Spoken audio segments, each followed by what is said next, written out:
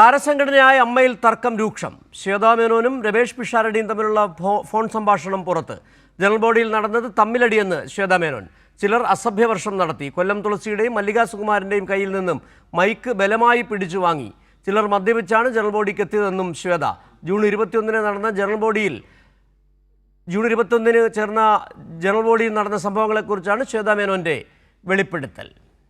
നമ്മുടെ general body videos എങ്ങനത്തൊക്കെ വാക്കുകൾ പറഞ്ഞു എന്ന്.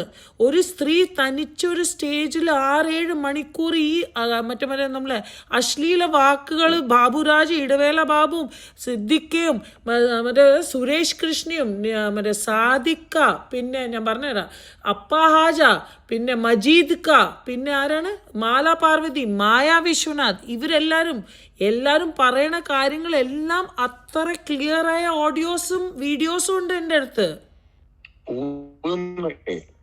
അവർ എന്തു പറയും എന്നറിയാമോ? നിങ്ങൾ ആദ്യം പറയോ ഞങ്ങൾക്ക് കണക്ക് അവതരിപ്പിച്ചില്ല, ഞങ്ങൾ സ്റ്റാർട്ടിങ് അല്ലല്ല മീറ്റിംഗ് തുടങ്ങണേന്റെ മുമ്പ് തന്നെ ബാബുരാജേട്ടൻ തുടങ്ങി. മീറ്റിംഗ് തുടങ്ങണേന് മുമ്പേ അതൊന്ന് ഞാൻ പറഞ്ഞു ഹലോ നമസ്കാരം എന്ന് പറഞ്ഞപ്പോ അതൊക്കെ ഒന്നുമില്ല, ഇത് ആവശ്യം, നമുക്ക് ഇതിനൊന്നും നമ്മള് ജനറൽ ബോഡി അംഗീകരിക്കൂല. ആദ്യം തന്നെ തുടങ്ങി. പിന്നെ ബാബുരാജേട്ടന്റെ ഓരോ വാക്കുകള്, സിദ്ദിഖാന്റെ ഓരോരോ വാക്കുകള്, വിഷു വേറെ ഏത് സ്ത്രീ ആണെങ്കിലും മനസ്സിലായോ അത്ര നേരം നിൽക്കൂല. എനിക്ക് തൊലിക്കട്ടിയൊന്നുമില്ല, പക്ഷെ ഞാൻ എൻ്റെ കമ്മിറ്റീന് വേണ്ടിയിട്ട് അവിടെ നിന്നത്. അമ്മ അസോസിയേഷൻ എന്ന് നമ്മളല്ലേ കുറച്ച് ആൾക്കാർ, ഇതൊന്നും അറിയാത്ത ആൾക്കാരാണ്. എത്ര മെമ്പേഴ്സ് എന്നെ വിളിച്ചു അറിയോ? വാർത്തയുടെ കൂടുതൽ വിവരങ്ങളുമായി അമൽനാഥ് പാടിച്ചാൽ ചേരുന്നു. അമൽനാഥ്, അമ്മയിൽ നടക്കുന്ന വിഴുപ്പലക്കൽ, അതിൻ്റെ നാറ്റം കേരളമാകെ പരക്കുകയാണ്. ഇപ്പോൾ അവിടെ നടന്നത് എന്താണ്?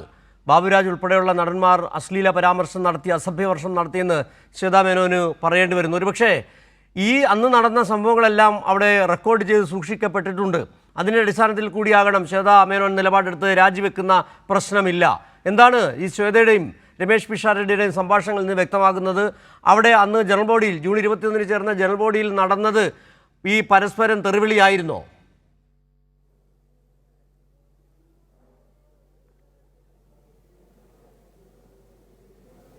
സിജു, രമേഷ് പിഷാരടിയും ശ്വേതാ മേനോൻ തമ്മിലുള്ള 44 മിനിറ്റ് ദൈർഘ്യമുള്ള ഓഡിയോ സംഭാഷണമാണ് നിലവിൽ പുറത്തു വന്നിരിക്കുന്നത്. ആ ഓഡിയോ സംഭാഷണത്തിൽ ശ്വേതാ മേനോൻ പറയുന്നത് ഈ ജനറൽ ബോഡിയിൽ, അതായത് കഴിഞ്ഞ മാസം 21-ാം തീയതി നടന്ന ജനറൽ ബോഡിയിൽ വലിയ രീതിയിലുള്ള തമ്മിലടിയാണ് എന്നുള്ളതാണ്. ഒപ്പം തന്നെ അസഭ്യവർഷം പറയുന്ന സാഹചര്യങ്ങൾ അടക്കം ഉണ്ടായിരുന്നു. തനിക്കെതിരെ വളരെ മോശമായ രീതിയിലായിരുന്നു പലരും സംസാരിച്ചത്.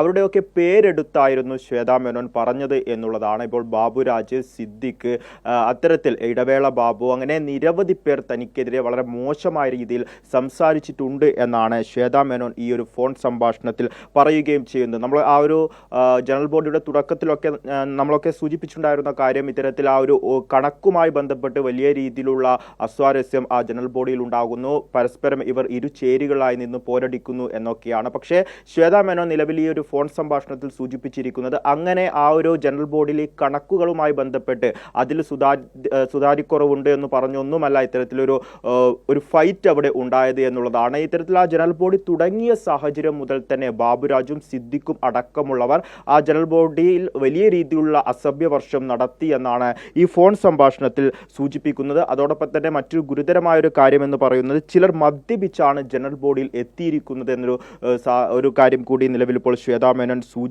സൂചിപ്പിച്ചിട്ടുണ്ട്. അതോടൊപ്പം താൻ രാജിവെക്കില്ല, അതായത് അമ്മയുടെ പ്രസിഡന്റ് സ്ഥാനത്ത് നിന്ന് അന്ന് ജനറൽ ബോഡിയിൽ രാജിസന്നദ്ധത അറിയിച്ചെങ്കിൽ പോലും താൻ രാജിവെക്കില്ല എന്നൊരു കാര്യത്തിലാണ് ശ്വേതാ മേനോൻ നിലവിൽ ഉറച്ചു നിൽക്കുന്നത്. അതിൻ്റെ ഏറ്റവും പ്രധാനപ്പെട്ട ഒരു കാര്യം, തൻ്റെ നിരപരാധിത്വം അത് തെളിയിക്കേണ്ടിയിരിക്കുന്നു എന്നുള്ളതാണ്. അത്തരത്തിൽ ആ ഒരു ജനറൽ ബോഡി നടക്കുമ്പോൾ അവിടെ ഉണ്ടായിരുന്ന എല്ലാ കാര്യങ്ങളും, ഈ ബാബുരാജും സിദ്ദിഖും അടക്കമുള്ളവർ പറഞ്ഞ കാര്യങ്ങളടക്കം അവരുടെ ഓഡിയോ വീഡിയോ സംഭാഷണങ്ങളൊക്കെ തന്നെയും അത് റെക്കോർഡ് ചെയ്തിട്ടുണ്ട്. അതൊക്കെ തന്നെ തെളിവുകളാണ്. ആ തെളിവുകളൊക്കെ തന്നെയും തൻ്റെ കയ്യിലുണ്ട്. ഈ ഒരു സാഹചര്യത്തിൽ തൻ്റെ നിരപരാധിത്വം അത് തെളിയിക്കുക തന്നെ വേണം. അതിനാൽ തന്നെ താൻ രാജിവെക്കില്ല എന്നൊരു കാര്യമാണ് നിലവിൽ ഇപ്പോൾ ശ്വേതാ മേനോൻ സൂചിപ്പിച്ചിരിക്കുന്നത്. എന്നാൽ ശ്വേതാ മേനോനോട് മറുപടിയായി രമേശ് പിഷാരടി പറയുന്നു, രാജിവെച്ചതിനു ശേഷം നിരപരാധിത്വം തെളിയിക്കുക എന്നുള്ളതാണ് ഉചിതമായൊരു കാര്യം. അത്തരത്തിൽ അമ്മയുടെ പ്രസിഡന്റ് സ്ഥാനത്ത് നിന്നുകൊണ്ട് അതിന് സാധിക്കില്ല എന്ന കാര്യമടക്കം പറയുന്നു. പക്ഷേ താൻ രാജിവെക്കില്ല എന്നൊരു കാര്യത്തിൽ തന്നെയാണ് നിലവിൽ ഇപ്പോൾ ശ്വേതാ മേനോൻ ഉറച്ചു നിൽക്കുന്നത്. അതോടൊപ്പം തന്നെ മുൻകാലങ്ങളിൽ ഉണ്ടായിരുന്ന അല്ലെങ്കിൽ മുൻ ഭരണസമിതിയുടെ നേതൃത്വത്തിൽ നടന്ന കാര്യങ്ങളിലടക്കം കൃത്യമായ രീതിയിലുള്ള ഓഡിറ്റ് നടക്കേണ്ടതുണ്ട് എന്നൊരു കാര്യം കൂടി ശ്വേതാ മേനോൻ സൂചിപ്പിക്കുന്നുണ്ട്. അതായത് ഫോറൻസിക് ഇന്റേണൽ ഓഡിറ്റ് തന്നെ നടക്കണമെന്നുള്ളതാണ്. ബാബുരാജ് ഇത്തരത്തിൽ ഭാരവാഹി ആയിരുന്ന ആ ഒരു കാലഘട്ടം മുതൽ തന്നെ അത്തരത്തിൽ നിരവധി തവണയായി പലതരത്തിലുള്ള കൃത്രിമത്വം ഇത്തരത്തിൽ കണക്കുകളിലൊക്കെ തന്നെ ഉണ്ടായിട്ടുണ്ട്. അതിൽ കൃത്യമായ ഒരു ഓഡിറ്റ് നടക്കണം എന്നൊരു കാര്യമാണ് ശ്വേതാ മേനോൻ ഇത്തരത്തിൽ ഈ ഒരു ഫോൺ സംഭാഷണത്തിലടക്കം സൂചിപ്പിക്കുകയും ചെയ്തിട്ടുള്ളത്. നമുക്ക് മനസ്സിലാക്കാൻ കഴിയുന്നത് ഈ ശ്വേത രമേശ് പിഷാരടിയുമായി നടത്തിയ ആ ഫോൺ സംഭാഷണത്തിൽ നിന്ന് നമുക്ക് മനസ്സിലാക്കാൻ കഴിയുന്നത് അവിടെ നടന്നത്, അതായത് ജനറൽ ബോഡി എന്ന് പറയുന്ന ഒരു ആ സംവിധാനം, ആ യോഗം ചേരുന്നതിന് മുമ്പ് തന്നെ ബാബുരാജ് അടക്കമുള്ളവർ വലിയ തരത്തിൽ അസഭ്യവർഷം നടത്തിയെന്നാണ്. അതായത് ജനാധിപത്യ മര്യാദകൾ കാറ്റിൽ പറത്തിക്കൊണ്ടുള്ള ഒരു യോഗം അവിടെ നടന്നു.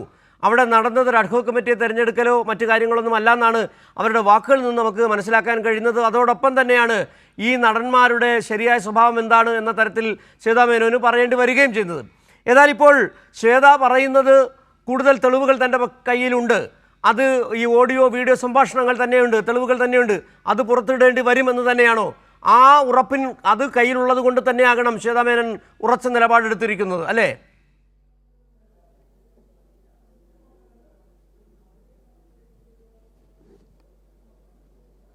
സിജു, തീർച്ചയായും ഈ കഴിഞ്ഞ മാസം 21-ാം തീയതി ഉണ്ടായിരുന്ന ഈ ഒരു ജനറൽ ബോഡിക്ക് ശേഷം മാധ്യമങ്ങളോട് ശ്വേതാ മേനോൻ പ്രതികരിച്ചിരുന്നു. ആ സാഹചര്യത്തിൽ ശ്വേതാ മേനോൻ പറഞ്ഞ ഒരു കാര്യമെന്ന് പറഞ്ഞാൽ തനിക്കെതിരെ കൃത്യമായ രീതിയിലുള്ള ഗൂഢാലോചന നടന്നിട്ടുണ്ട്. ആ ജനറൽ ബോഡിക്ക് മുന്നേ തന്നെ ഇത്തരത്തിൽ കൃത്യമായ രീതിയിലുള്ള ഒരു ഗൂഢാലോചന നടന്നിട്ടുണ്ട്. അതിൻ്റെ അടിസ്ഥാനത്തിൽ തന്നെയാണ് ജനറൽ ബോഡിയുടെ തുടക്കം മുതൽ തന്നെ തനിക്കെതിരെ ഇത്തരത്തിൽ മോശമായ രീതിയിലുള്ള ഒരു പെരുമാറ്റം മുതിർന്ന താരങ്ങളുടെ ഭാഗത്തു നിന്നും, സിദ്ദിഖിൻ്റെയും ബാബുരാജിൻ്റെയും ഇടവേള ബാബുവിനെയും പോലുള്ള മുതിർന്ന താരങ്ങളുടെ ഭാഗത്തു നിന്നും ഉണ്ടായത് എന്ന ഒരു കാര്യമാണ് ശ്വേതാ മേനോൻ അന്ന് 21-ാം തീയതി മാധ്യമങ്ങളോട് പ്രതികരിച്ചപ്പോൾ സൂചിപ്പിച്ചിട്ടുണ്ടായിരുന്നത്. നിലവിൽ അതേ കാര്യം തന്നെയാണ് ഇപ്പോഴും ശ്വേതാ മേനോൻ പറയുന്നത്. ഇപ്പോൾ പുറത്തു വന്ന ഈ ഓഡിയോ സംഭാഷണത്തിലും അതേ കാര്യം തന്നെയാണ്. അതായത് പലരും മദ്യപിച്ചാണ് ഇത്തരത്തിൽ ഈ ഒരു ജനറൽ ബോഡിക്ക് എത്തുകയും തനിക്കെതിരെ തുടക്കം മുതൽ തന്നെ ഒരു കാരണവുമില്ലാതെ അതിൽ നമ്മളൊക്കെ പലപ്പോഴും കരുതിയിരുന്നത് അവിടെ ഒരു സുതാര്യക്കുറവ്, അതായത് ഈ ഒരു കണക്കിൽ ചില പ്രശ്നങ്ങൾ ഉണ്ടായിരുന്നു എന്നൊക്കെ പറഞ്ഞ് പരസ്പരം പോരടിക്കുന്നു എന്നായിരുന്നു. പക്ഷെ അങ്ങനെയല്ല. ഈ ജനറൽ ബോഡിയുടെ തുടക്കം മുതൽ തന്നെ തനിക്കെതിരെ ആക്രമണം നടത്തുക എന്നൊരു ഉദ്ദേശം തന്നെയായിരുന്നു മുതിർന്ന പല താരങ്ങൾക്കും ഉണ്ടായിരുന്നത്. അവരുടെ അജണ്ടയുടെ അടിസ്ഥാനത്തിലാണ് അത്തരത്തിലൊരു കാര്യം, അല്ലെങ്കിൽ അത്തരത്തിൽ ആ ഒരു ജനറൽ ബോഡി മോശമായ രീതിയിൽ മുന്നോട്ട് പോയത് എന്നാണ് ശ്വേതാ മേനോൻ സൂചിപ്പിക്കുന്നത്. കഴിഞ്ഞ ദിവസം ശ്വേതാ മേനോൻ ഒരു ഫേസ്ബുക്ക് പോസ്റ്റും കൂടി ഇട്ടിട്ടുണ്ടായിരുന്നു. ആ ഫേസ്ബുക്ക് പോസ്റ്റിലും സൂചിപ്പിക്കുന്നത് ഇതേ കാര്യങ്ങൾ തന്നെയാണ്. തനിക്കെതിരെ ഗൂഢാലോചനയിലൂടെ വലിയ രീതിയിൽ തന്നെ ആക്രമിക്കുന്ന ഒരു സാഹചര്യമായിരുന്നു ജനറൽ ബോഡിയിൽ ഉണ്ടായിരുന്നത് എന്ന് വളരെ വിപുലമായ രീതിയിൽ എഴുതി തന്നെയാണ് ആ ഒരു ഫേസ്ബുക്ക് പോസ്റ്റ് കഴിഞ്ഞ ദിവസം ശ്വേതാ മേനോൻ ഇട്ടിരിക്കുന്നത്. അതോടൊപ്പം തന്നെ അതിൻ്റെ ഏറ്റവും അടിയിലായി ശ്വേതാ മേനോൻ അമ്മ പ്രസിഡന്റ് എന്നും കൂടി എഴുതി വെച്ചിട്ടുണ്ട്. അതായത് അമ്മയുടെ പ്രസിഡന്റ് സ്ഥാനത്ത് നിന്നും താൻ ഒഴിയില്ല എന്നൊരു കാര്യം ശ്വേതാ മേനോൻ തീരുമാനിച്ചു കഴിഞ്ഞു എന്നുള്ളത് തന്നെയാണ്.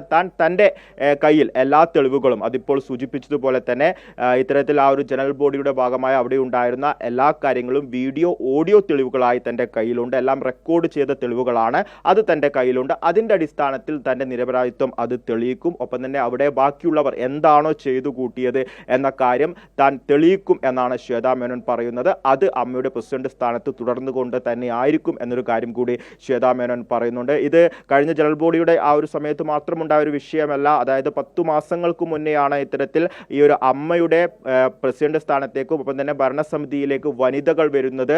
അപ്പോൾ വനിതകൾക്ക് വേണ്ടി, അവർക്ക് വേണ്ടി സംസാരിക്കാൻ ഒരു കമ്മിറ്റി എന്ന രീതിയിലായിരുന്നു എല്ലാവരും കണ്ടിരുന്നത്. പക്ഷേ ആ ഒരു 10 മാസക്കാലം വലിയ പ്രശ്നങ്ങൾ തന്നെയായിരുന്നു അമ്മ സംഘടനയിൽ ഉണ്ടായത് എന്നുള്ളതാണ്. അൻസിബ ഇത്തരത്തിൽ ടിനി ടോമിനെതിരെ രംഗത്ത് വരുന്നു. നീന കുറുപ്പ് ടിനി ടോമിനെതിരെ രംഗത്ത് വരുന്നു. അവർ അമ്മ എന്ന കമ്മിറ്റിക്ക് ഇത്തരത്തിൽ പരാതി നൽകുന്നു. പക്ഷേ അതിലൊരു നടപടിയും ശ്വേതാ മേനോൻ പ്രസിഡന്റായ ആ കമ്മിറ്റി എടുക്കുന്നില്ല. പിന്നീട് പോലീസിൽ പരാതി നൽകുന്നു. അത്തരത്തിൽ വലിയ വിവാദങ്ങളിലേക്കായിരുന്നു കഴിഞ്ഞൊരു 10 മാസം അമ്മ സംഘടന ചെന്നെത്തിയിട്ടുണ്ടായിരുന്നത്. അതിൻ്റെ ഏറ്റവും അവസാനം എന്ന രീതിയിൽ ഈ ഒരു ജനറൽ ബോഡിയിലും ആ പ്രശ്നം അതേപോലെ നിലനിൽക്കുകയായിരുന്നു. അവിടെ ശ്വേതാ മേനോനെതിരെ, പ്രസിഡന്റിനെതിരെ വലിയ രീതിയിൽ ആക്രമണം, വാക്കുകൾ കൊണ്ടുള്ള ആക്രമണം അമൽനാഥ് സാധിച്ചത്. അതിന്റെ പാടിച്ചാലാണ് അടിസ്ഥാനത്തിലാണ് കൊച്ചിയിൽ ശ്വേതാ നിന്ന് മേനോൻ വിവരങ്ങൾ നൽകിയത്. അമ്മ താരസംഘടനയായ അമ്മയിൽ ജൂൺ 21 നടന്നത് പരസ്പരം തെറിവിളിയായിരുന്നു എന്നുള്ള വെളിപ്പെടുത്തലാണ് ഇപ്പോൾ ശ്വേതാ മേനോൻ പറഞ്ഞിരിക്കുന്നത്. ശ്വേതാ മേനോനും രമേഷ് പിഷാരടിയും തമ്മിലുള്ള ഫോൺ സംഭാഷണമാണ് ഇപ്പോൾ പുറത്തു വന്നത്. വിവരങ്ങളാണ് അമൽനാഥ് പാടിച്ചാൽ കൊച്ചിയിൽ നിന്ന് നൽകിയത്.